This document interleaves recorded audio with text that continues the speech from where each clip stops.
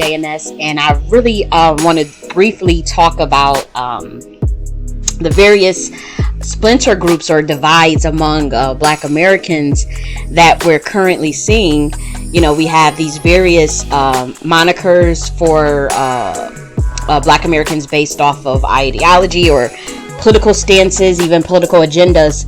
And the reason why I want to talk about this is because I have recently had a disturbing experience with a person that I had never talked to in my entire life. Excuse me. They were, it was a social media crap, but they just proceeded to basically attack me, calling me out of my name because I subscribe to my genealogy and taking the totality of all narratives of history, not just the one the American education system will have you believe for their particular agenda. And by that I mean, in addition to talking about the history of Black Americans in regards to the transatlantic slave trade, I do talk about the specific slave trade and the reclassification of copper-colored people that were already enslaved on their own land as a result of the specific and Indian slave trade. Now, there's a lot of research on what I'm saying from an anthropological perspective. But again, you're also, everyone's individual genealogy can also kind of prove this, and you can even, I would argue, curate that evidence among Black Americans individually and kind of see how collective it actually is. But that's a discussion for another day, because I don't really want to go down that rabbit hole. But to me, unfortunately, and for obvious reasons, certain narratives of history are not being told correctly, or chunks are being left out, omitted. Certain things are obviously being erased because if we truly knew what really happened and what went down, we would be aware of this corporatized system that was just placed on our land. It was just placed on top of us, and how this reclassification experiment, which is essentially the end goal, is the ethnocide of certain bloodlines that are indigenous to planet Earth. But the ethnocide is the final goal via mixing into that bloodline and by various political proxy wars and what have you. So those are all the thing. So this person, they just randomly attacked me, and I want to get into some of the names of these splinter groups. You have, some people are classifying themselves as Freedman. Some people are classifying themselves as a foundational Black American. Some people are saying that they are indigenous Black American, and they use this IBA, abbreviation. Then there is what else did I research? The populations of the pre-Civil War era, that just came out within the last 2 years. But I have seen people, and people have told me personally that is just what they say to identify as far as these, all under the umbrella of Black America. And then what else did I obviously ADOS was one, but a lot of people are not going by ADOS because of its association with a political organization and not merely just a lineage anymore. So a lot of people are switching some of the letters in ADOS, and they're using DOAS, which is a descendant of American slavery, instead of American descendant of slavery. So you have people that are identifying with that, and then you just have American Indian, and then those are copper colored people who got caught up in the reclassification and enslaved. And there are whole tribes that have been caught up or fought in the war and lost and got enslaved or sent to Antigua and Tobago. It's a big history, but it's a huge chunk of shit that's just been left out. But anyways, the person that just randomly decided to come at me, they are Freedmen. They are very problematic Freedmen. They've been known to attack pretty much anybody, but in particularly they focus on those of us who do our genealogy and identify as American Indian, or we are promoting or propagating the history in its totality of what happened on American soil between the specific slave trade and the transatlantic slave trade. There's obviously nothing wrong with that, because history is history, and you can weaponize history, and I'll get into that for a bit. But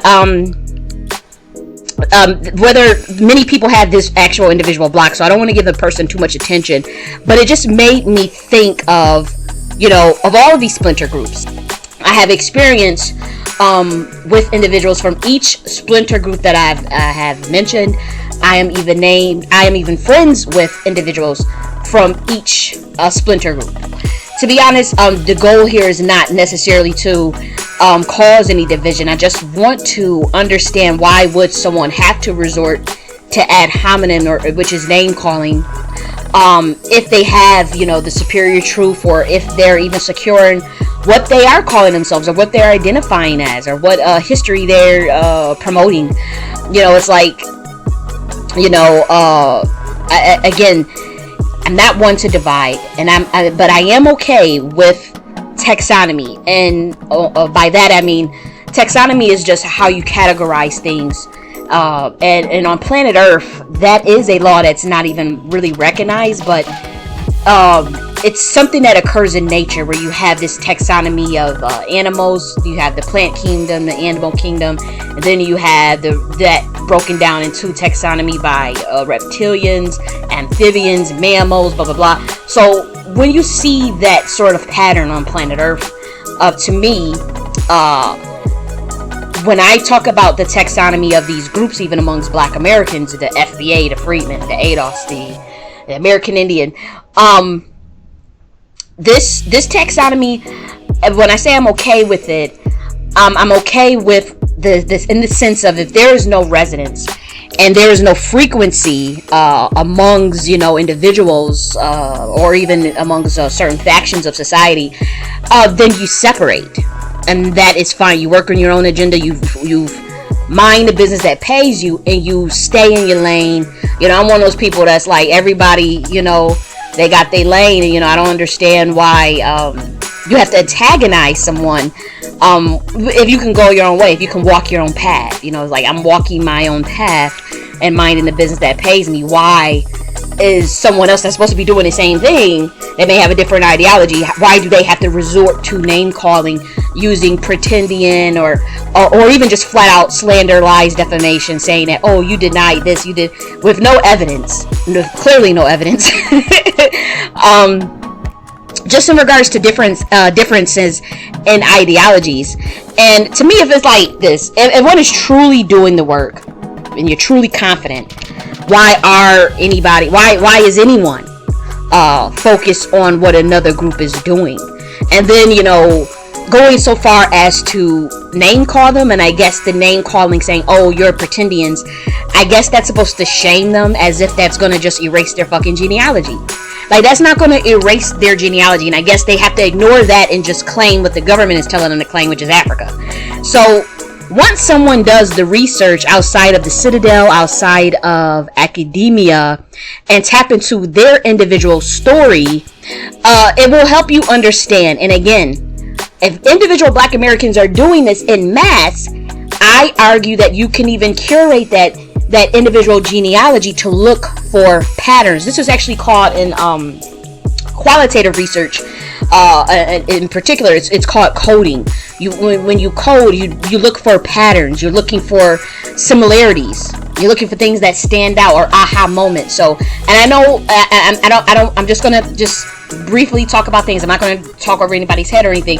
But when I'm saying that we have these individual Black Americans do tell their story, get their genealogy out, you may find that somebody is from your tribe, or somebody has similar background from you, come from the same area, and it's like, whoa. So now what I'm saying is, you look for those codes and those patterns, and you be able to most likely collate that genealogy to get a bigger picture of what's going on, even if it's just even if you just do it by tribes. Because we know there were 574 tribes here. We know some Black Europeans came over here en masse. We know about 92,000 to 386,000 Africans came over here, which is 3% of the transatlantic slave trade. So we have all these running these factors. Then you obviously the trade with just the Americas, and we have some data. We have some heavy newspapers, you know, even showing that, how they was shipping people from Antigua to America, America to Jamaica. We have all of that evidence, like literally stuff from the 1860s and and prior to. So we see all of this stuff, this multifaceted history interacting with one another, playing out. And again, when you do that genealogy, it's going to happen. So once that happens, as far as like people, like we need a Black American Confederation, or we need something that's collective, we have to go after something collectively and not be so individualized. Maybe that's true.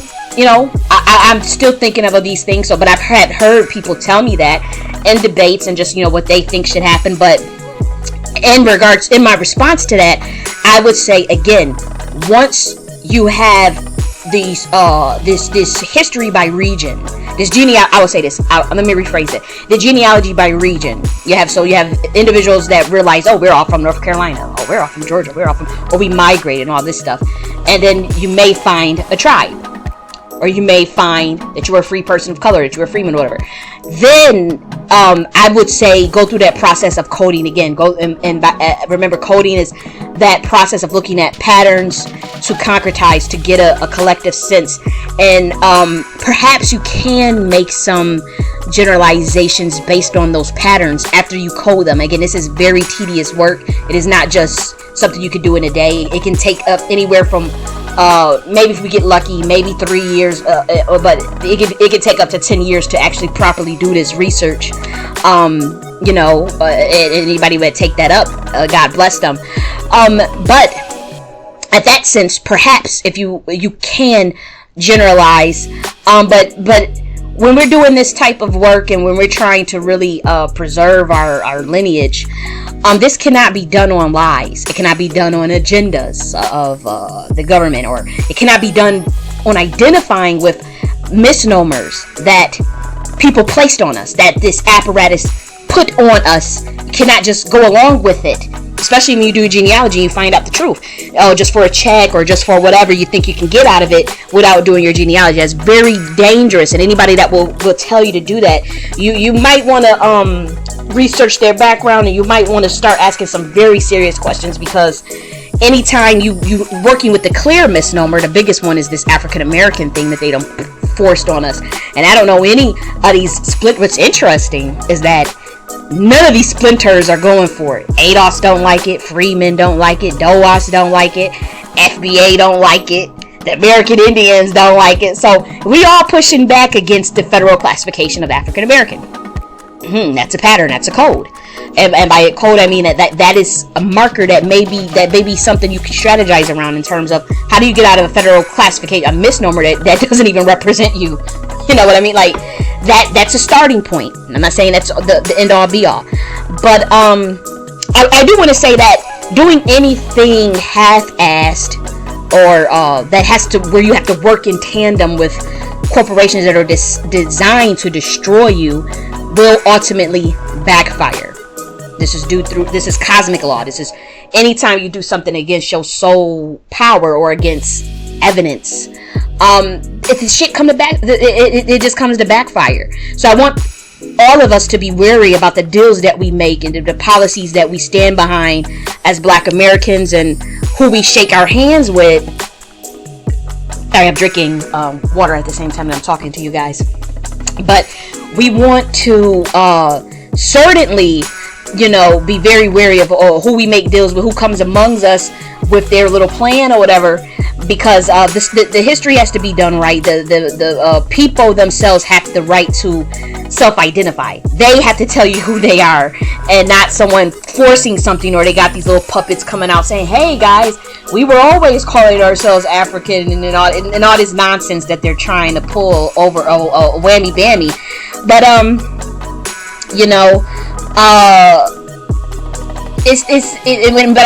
when I warn you about these policies now, I'll give you some examples of policies that we're now complaining about. For instance, this immigration stuff. A lot of us are saying, hey, immigration for 200 years, we have a lot of evidence now that can prove that it has always undermined the Black American specifically.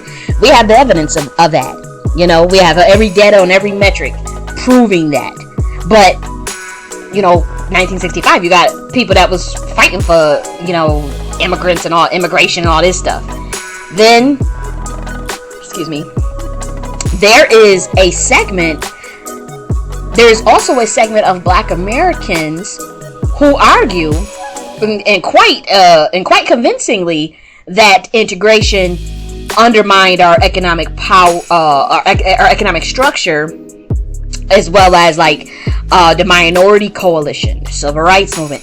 People have been getting data and they've been able to prove that, okay, we had more autonomy in terms of business back then, pre-integration, than we do now. And as far as like whole literal infrastructure is just torn down to smithereens in terms of the integration movement.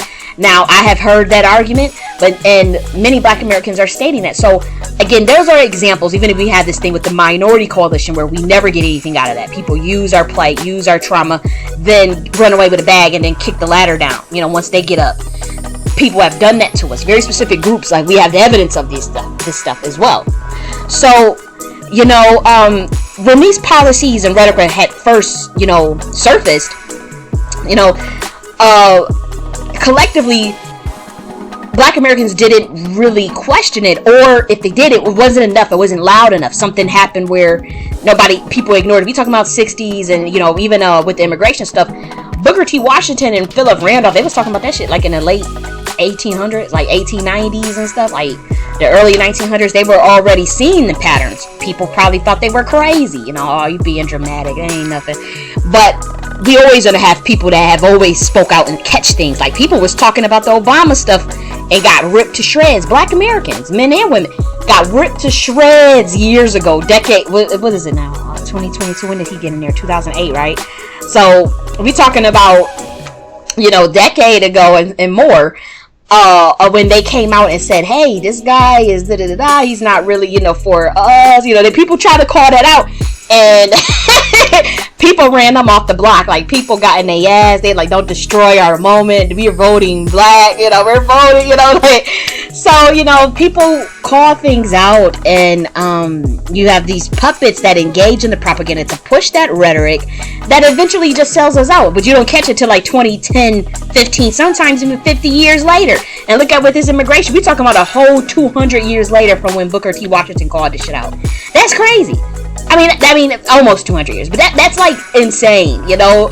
So many of the policies today that are on the table, you know, many of them are aimed at the same way. You have to, if you know you got a history of you can't catch things. It's not so much that you can't catch things; it's just that the tricknology is always at play. So you may, and then you got these black faces in high places that used to always promote stuff, and we probably thought that, oh, these people they're for us, or, you know, they're gonna look out for us and all that stuff. And then 20, 40 years later, you find out that policy didn't help you at all. Or this, like, even the war on drugs and the crime bill and all that stuff. All of these things is like, oh, 20 years later, oh my gosh, why did we go for that? Why didn't we speak out enough? I'm telling you now that the policies that are on the table in 2022 could possibly be the same thing. So be very leery of people asking you to just go along with an agenda with no emphatic proof that is relevant to you. So yes, go for many of the things that you're fighting for, the delineation, reparations, all those things.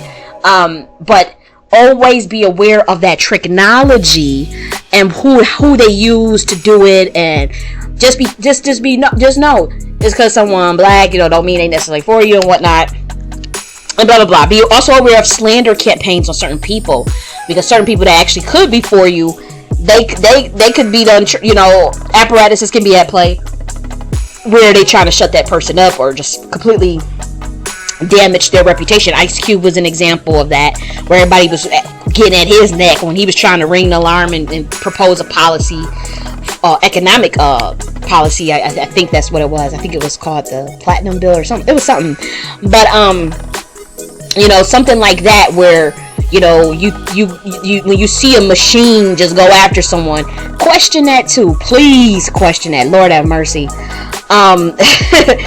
But in terms of the use of the word pretendian that is being hurled at a segment of Black Americans who do the genealogy, and to be honest, I'm a very objective and analytical person. I'm very spiritual too, but when it comes time to for me to process information or for me to understand something, I'm going to go with things that are evidence-based, or what we call physical causation. So when I assessed all of these communities, again, I have friends from the DOAS, friends from the FBA, friends from the Freedman, friends from obviously the American Indian, friends from the OBA, friends from the IBA, you name it. I really, as a sociologist, I'm really just wanted to understand all these splinters. I'm like, well, is this based off of geopolitics, ideology, set tripping? You just want to know, like, wow, this is really intriguing to see so many factors and have some of the things be so intertwined.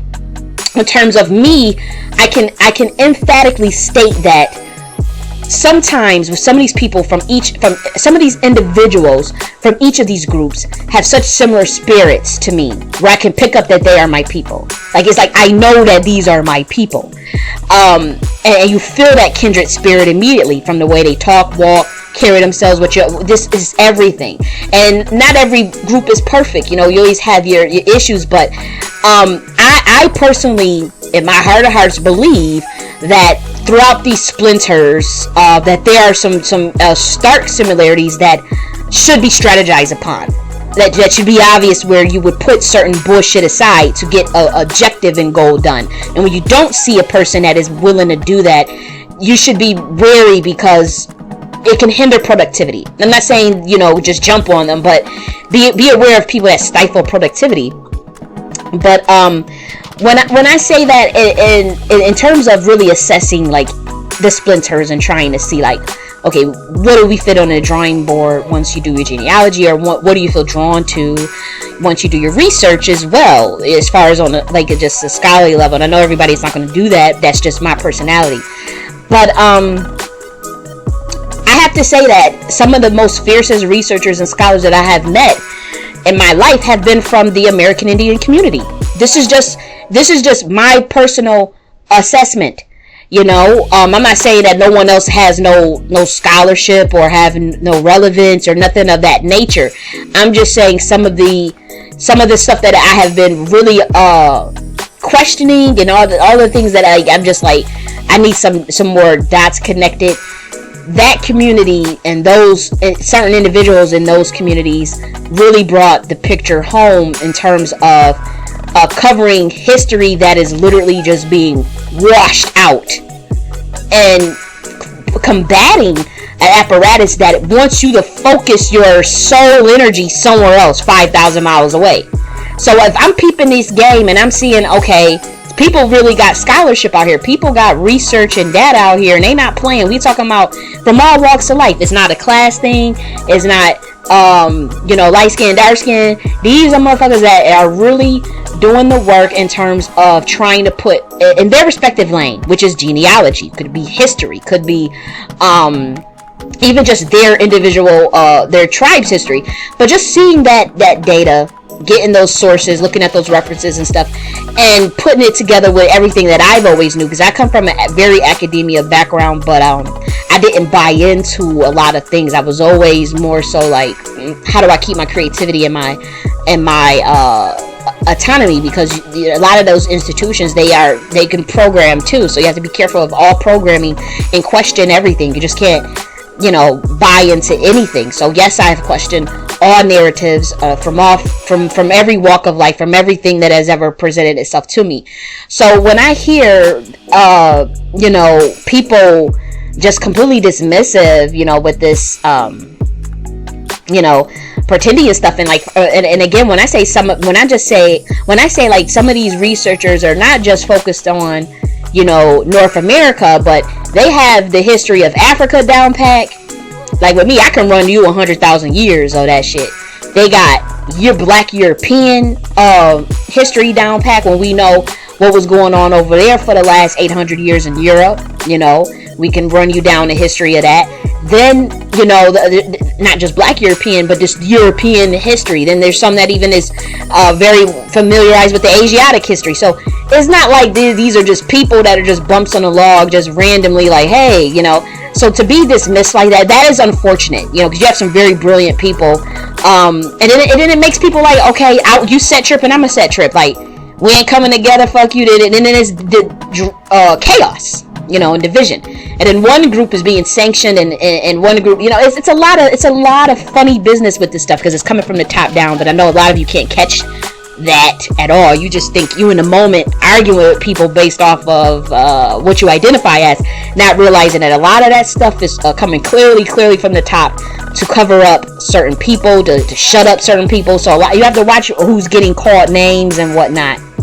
But to me, it seems like you wouldn't have to resort to ad hominem. Like if people had scholarship, they got a plethora of evidence that can easily debunk what say, for instance, the American Indians are saying, or the IBA community are saying. In other words, if what we're saying is so erroneous, and there's not a lick of evidence anywhere for it, then you wouldn't have to do the name calling. Like, instead of calling someone the pretendian, you would just have a slew of data that is unredacted that could just easily disprove what we're saying. Easily disprove someone's genealogy. You could just go through it, and it would just be nothing. But to regurgitate like whatever you hear at the, you know, these McGraw textbooks and all this stuff, and I want to say the names of certain institutions that actually have been in charge of developing the instructional design of American education. Like I really wish I can, because it's not just with me. I threw it out there to kind of get people on the same wavelength of where I'm going with this. But there are some heavy institutions involved in this stuff on levels you would not believe. You would not believe. I cannot say those names on no damn YouTube, and that's just a fact. And we're going heavy. I will say objectively that many of the instructional design curriculums that have been used in public education systems, broadcasting, television, call them educational media, all of these things, they first came from the military, you know. And by that I mean a lot of the way, like, how do you disseminate information in a curriculum to get people to learn? I'll just say that. How do you teach them what you want them to learn? You have to do that in a very systematic way. It's called systems approach. And I'm saying this objectively because I have the textbooks. I'm actually trained in this stuff, so I have stuff that I can just literally just throw out there, and you'll see what I'm talking about. But yeah. I believe, like, even like some of they call them cognitive of psychology. So a lot of them study the way humans learn, for the military specifically, and how would you train. You know, I'm getting too deep in it, and it's not because like it's more so obviously from censorship. I always have to refrain from saying certain stuff and kind of hold back. It's very unfortunate, but hold on, let me see if I can, because if I can just get the actual facts, and then it's like, okay, I'm not trying to push anything, I'm just reading based off of what is actually history. So just one moment, let me get this information out, because it's very interesting, so you can understand that we not bullshitting here. I want to give you some names, some dates, and some shit to actually look up for yourself. Just one moment. Okay, so I found what I was looking for. So in 1923, you had the National Education Association was created. So out of these things was born like this theory called like behaviorism. It's basically a theory, a framework that kind of just details how humans learn and what is the best way to learn. So then you have the Department of Visual Instruction that was created in 1932. That is where you see apparatuses for like for television programming and how one learns. So let me keep going here. So in 1941, there was a division of visual aids for war training. So by this war training pretty much produced 457 training films. So it also produced 600 film strips. So this was based off of that behaviorism methodology, the cognitive psychology stuff that I was telling you about earlier. And again, how do you develop curriculum, videos, to tell people what they're going to learn, you know? So all of this comes from the top down. But I want to also so let me just go a little bit further, because I know there was an audio visual instruction too. This is all coming from like the highest levels that you can think of. So this one is interesting. In 1952, there was a growth of instructional television decision by the Federal Communications Commission, and it was pretty much just like the plan was to set 242 television channels aside for educational purposes only. So it led to this rapid development of like public education stations, and there were 17 stations in the United States alone. But once again, from the top down, here you have this behaviorism, ideology, the cognitive psychology. All of these things are implemented into what are you going to teach someone. So what are in those 242 television channels? Like, what kind of programming? What are you actually learning? And it's coming from obviously the top highest levels, military, federal government, blah blah blah. You get where I'm going with this stuff in terms of how do you program someone. Obviously this stuff trickled down into the public education system, into academia, and so this is just what it is. And as me, as a person that I'm truly studying this shit, you can see this. And then you talk about the constructivist theory of how humans learn. So all this stuff is very, very deep.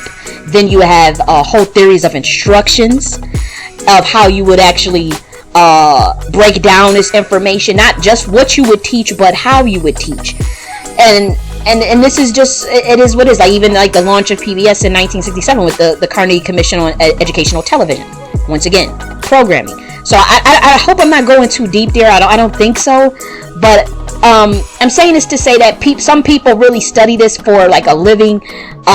This is so when I mentioned, there was a rabbit hole there, but when I mentioned that McGraw textbook thing, I meant it in a very literal sense of how information gets disseminated in terms of what you will learn, how you will learn, and what citadels were, what would they propagate as history and research. And people who get into that, who fall into that trap, that's just their own business. People wake up at their own time. But whatever these apparatuses are, and no matter how powerful they are, they can never negate anyone's genealogy or their life story of their ancestors. And it's as simple as that. You can't get more simple as that. If you can clearly see a line of programming through the education system, through the media, if you can see that, you can see those connections. And I just did a little bit. I mean, I said I have done 100 years of research on this very topic of what I'm talking about. You will see, and you will kind of be like, you start to question shit, basically. So people get mad. What's happening is that people are getting mad because we're emphasizing a narrative of history that this country actively does not want Black Americans to know. If you want to emphasize a version of history that fits your agenda, then do that. But when other emphasize a narrative of history that is just as equally valid and true, then you can't get mad at that. And calling someone a name is not just going to being dismissive of someone's scholarship or someone's research is not going to be enough, because if the truth needs no proof. If what you're saying is just so intellectually superior or so evidentially superior, then the name calling wouldn't even be a thing, because it's like, I got data, I can debunk that shit. I don't have to be all hostile, like this hostility from these programmers. It's just weird, because it's obvious to me where it comes from, how it disseminates. To me, I can think in code. I can think of the code of this universe, as a spiritual intuitive, but it being someone that is extremely analytical and knowing that part of this universe is made up of binary code and a very concrete objectivity. I can also do that as well. So I spot everything. I'm not one to just gloss over why someone behaving the way they behave. And if someone is calling you, the same people attacking the top scholars or people who really out here trying to do something, that should raise the hair on people's back. That don't take not a lick of anything to do. That just should be common sense, that people clearly, if you were as confident and secure as you say you are in what you believe, then you would feel you wouldn't have to attack anyone. I don't have to attack anyone because I stand on what I know. I stand on the truth, and I stand with what I have researched and what my ancestors have said, and that's it. There's no discussion to be had. You have to have your peace of mind. I mean, are you actually content with what you believe? Are you at peace in your soul? So when I see people resorting to all this ad hominem stuff, to me it just gets really weird. Because it's clear as day that our history has been weaponized in terms of hiding identities of people's land grabs, reclassification experiments to keep that land grab, to legally set up an apparatus that works as a corporation. And I know from our side we see it as illegal, but when you do things through language and through misnomers and through law, then unfortunately, especially if you lose a physical war and get enslaved, unfortunately, they can kind of come up with it. You're within their system. So that's a little too heavy for this conversation, because I don't want people to be thinking too deeply about that kind of trauma. But it's a thing, to keep up this confusion. So some of us do this research and we just call out the major logical fallacies and data, and you have individuals who just don't rock the boat. They do what they're told, and that's their business. But I emphasize my version of history because it is my genealogy, but it's also a strategy to prevent the ethnocide of Black Americans via this flattening of blackness, the combating of various agendas to actually push us off land, and to procure. Another reason why I emphasize my version of history that is as equally as valid, because we need to procure the delineation so that no other group that looks like you can shoehorn their way into. So that means addressing the misnomers, especially as we can see this African American. Anybody could be an African American. We talked about this big old viral thing with Elon Musk being a African American. Now, and I know we don't want to go there yet, but you're going to have to deal with the Black one too, the Black subject status misnomer. You're going to have to deal with that eventually. You don't want to deal with it now, whatever. You guys are really hung up on this. So this was a huge debate. I said what I said on it. I do know that it has the potential to cause as much damage as the current moniker, because now you have whole continents claiming Black now. So you're gonna have some issues with that in terms of delineation and making sure you don't get ethnocided. If you don't care about being ethnocided and you just one hodgepodge, don't care about the uniqueness of your culture and beauty as a Black American, that is your business. I personally, I'm the walking encyclopedia on Black American history. And yes, I find that to be extremely beautiful culture, extremely rich, just so fruitful to this whole entire world, that I feel like that is the biggest fight for me. We have to protect that.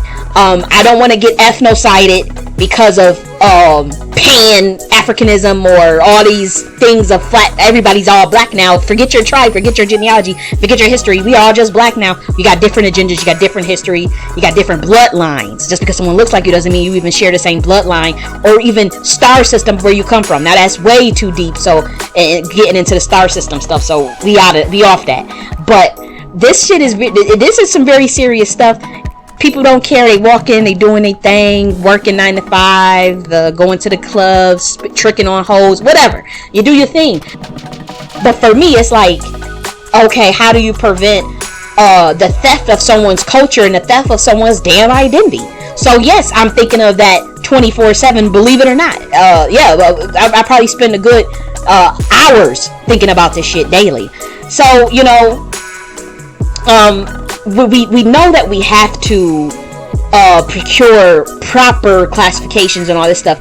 Hence your discontent with the term African American. Now, many of you have an issue with that. You don't want to be called that. You told me in private, whether you're Freedman, the DOAS, American Indian, FBA. We've all been saying that because it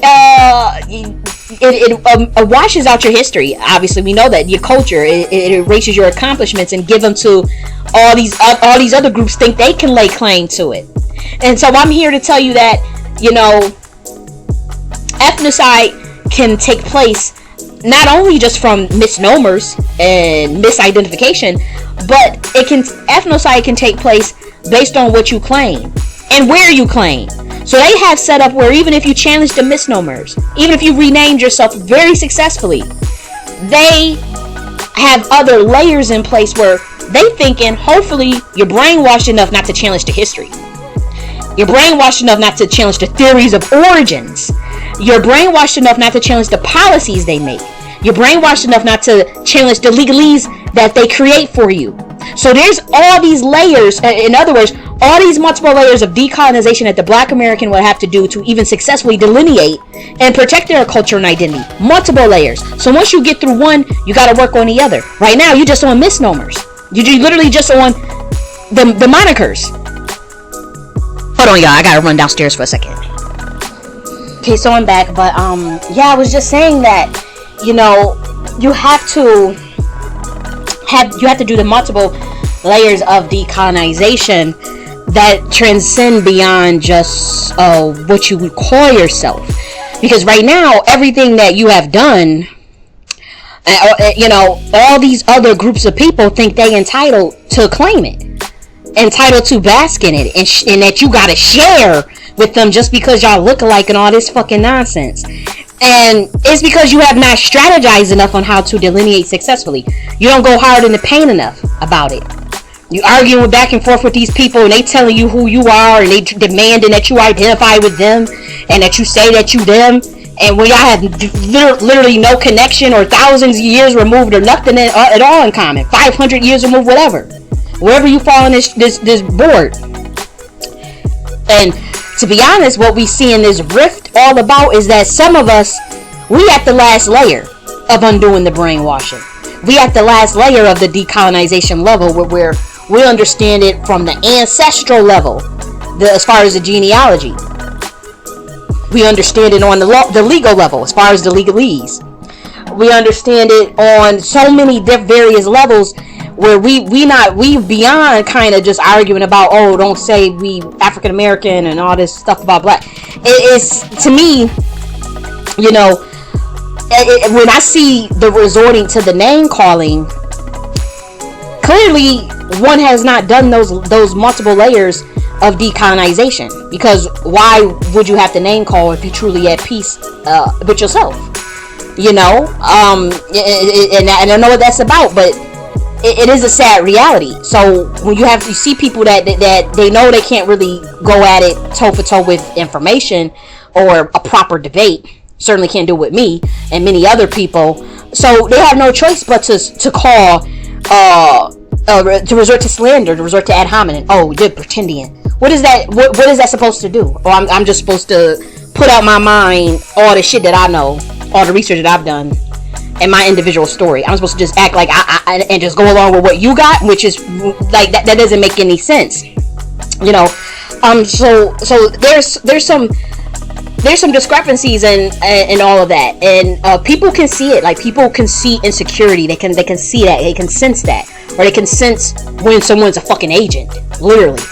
You know, like, people can just know that, like, it's not going unnoticed by the intelligentsia of us, the intellectuals of us. We can peep stuff very quickly. But I would say, as far as like my particular work, my particular spaces, whether that be my YouTube channel, my university, all the things that I got going on, even my books, all Black Americans are welcomed, regardless of how you identify. But I'm not doing all this drama shit. So I don't care if you on a wavelength, the frequency of the vibration that you resonate with me personally, or on an individual level. I don't care if you are identifying as a Freedman, as a ADOS, as a FBA, as a DOAS, as an American Indian. I really don't care. I have where I stand, and I feel content with where I stand. So I don't feel like I need to be fighting anyone. I don't feel like there's a fight with other Black Americans, that is. I don't see the productive value in it. I don't feel insecure about what I feel about myself, or what I think, or or what I know. So to me, I don't need to pick with nobody. I don't need to pick with, call you out your name and call you this, unless you would have to attack me first to see me get out of character, or to really go toe for toe, as far as that arguing and stuff. That person would have had to attack me, and it would be clear, and it would be some evidence that they attacked me first. If you ever see me going at somebody, because I don't give a shit. I have a lot of love for my people, but I will say that there is a method to the madness in terms of my strategy that is only concerned with preventing the ethnocide of Black Americans. So that is, you prevent that by proper federal classifications, your delineation in social and political environments that prevent the theft of your culture and identity. So that in some regards you need to become a protected class. The disaggregation of data to show how we're affected on every metric of life, individually, without all this flat blackness shit. Then obviously the genealogy of Black Americans to discover their history, their ancestors, their unique story. That is also other techniques, be it to combat this ethnocide that we see.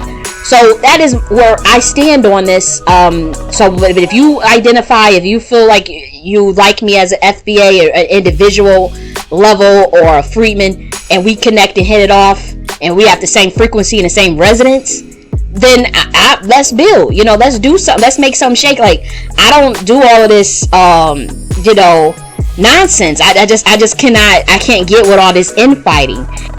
And I'm certainly not going to ignore my research and the research of other scholars. So, if you want to fuck with me, you can. I'm very partial, and as far as like to my American Indian culture. But if you are a Black American and you rock with me, you cool. Let's make some shake for the sake of strategizing on how we can survive and thrive. But I'm not going to be engaging in any set tripping and a bunch of fucking drama. Because I'm not an average nigga, I don't. It's just weird, when I see people get into the weeds in terms of the arguing, all these endless debates and name calling and just keeping up bullshit, keeping up shit. It's like we can't never get nothing done because somebody want to just keep up some nonsense, distracting the masses. They have these agents everywhere, man.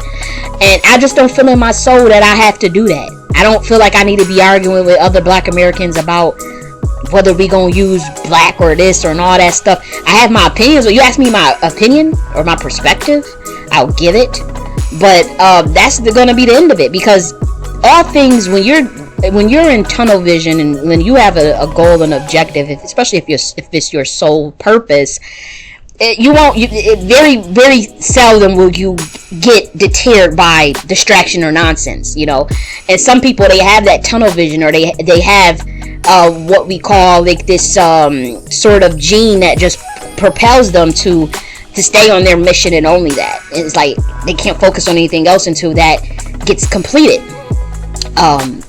So I can't get into the weeds. I just know that I do have some knowledge, I have some wisdom, I have intuition, I speak the truth, and I would love to share with any of you Black Americans who care to see what I'm talking about. And I mean it in the humblest way possible. If I don't resonate with you, or if you think I'm just crazy, whatever, you have the right to think that, and you won't be thinking that on my channel. You just go wherever you see fit, and may you be blessed for many moons, and where you find the vibration that you want to be on. It's as simple as that. And I don't understand why people have to attack someone based off of a differences in ideology if they're not causing any true harm. It's just like narratives of history that people identify with more so than others, or more so what is based on their individual genealogy. That's nothing to be arguing about. It's just not. Because unfortunately, we're trying to collect it, to generalize the story of the Black American, when in terms of who was on that 1870 census, okay, maybe say we all were, but all of us have different. Some of you are freedmen, some of you were always free people of color, don't even have nothing to do with the shit or a claim. Then some of you were enslaved copper colored people. Some of you came from the transatlantic slave trade. Some of you are Black Europeans over here. that mingle in with bloodlines, certain bloodlines that you wanted to tap into to get access to land. All of this stuff is inside of the Black American, not to mention the European bloodline. There's just, just straight, and by that I mean like more of the Caucasian phenotype type of bloodline, not the Black European. But all of this is at play here, and you trying to make something collective. And there's nothing wrong with, again, if you do the research to generalize on patterns based off of that coding that I was talking about earlier, in terms of qualitative research, if that was going on based off of genealogy, I can get with that, because I can understand that. I can follow a linear I can follow the logic in that.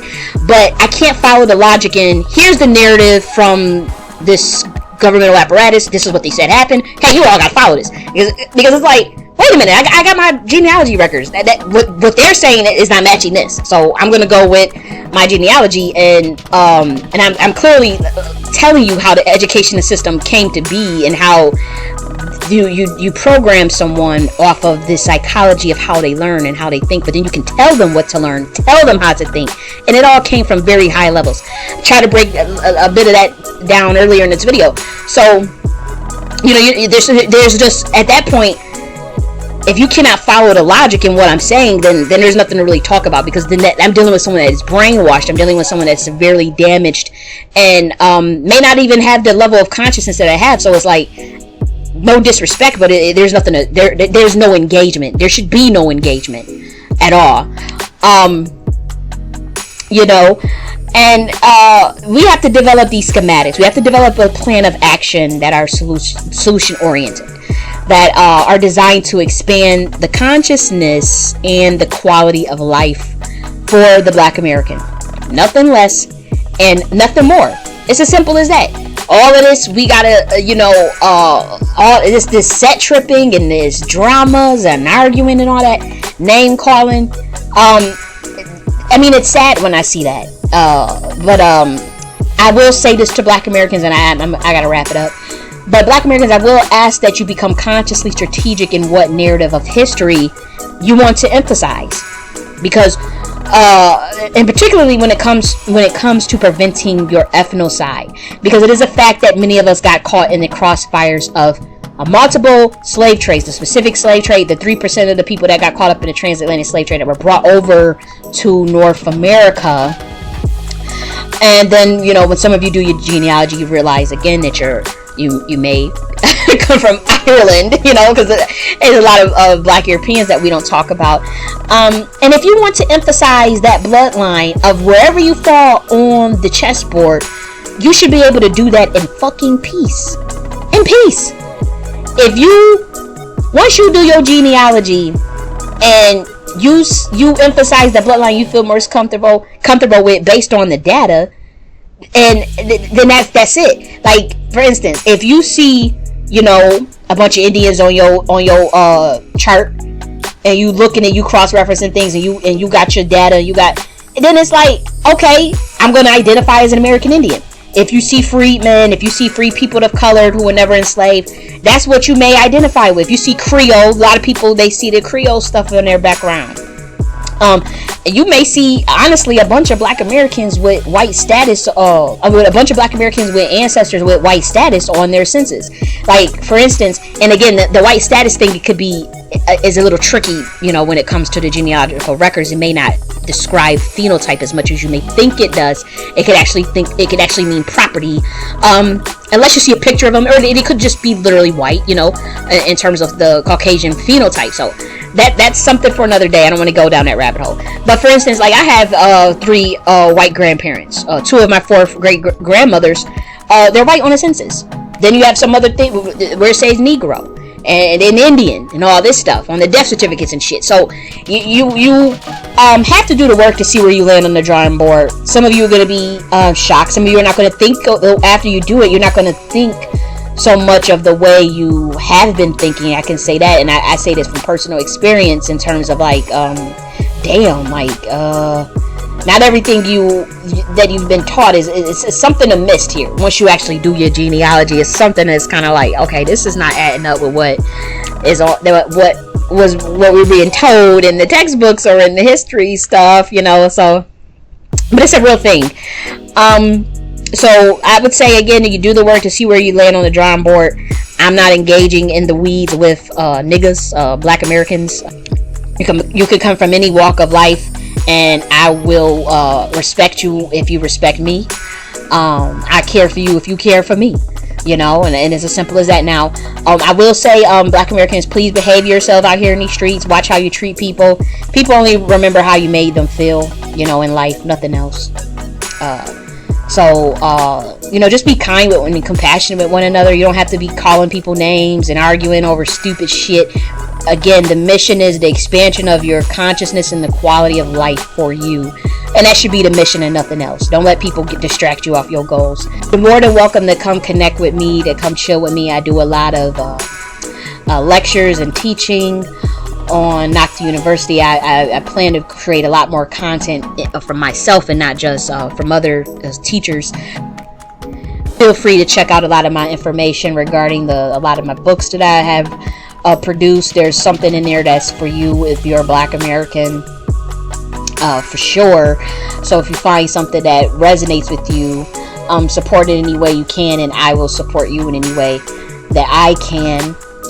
And I'm gonna talk to y'all later. Love y'all. Bye.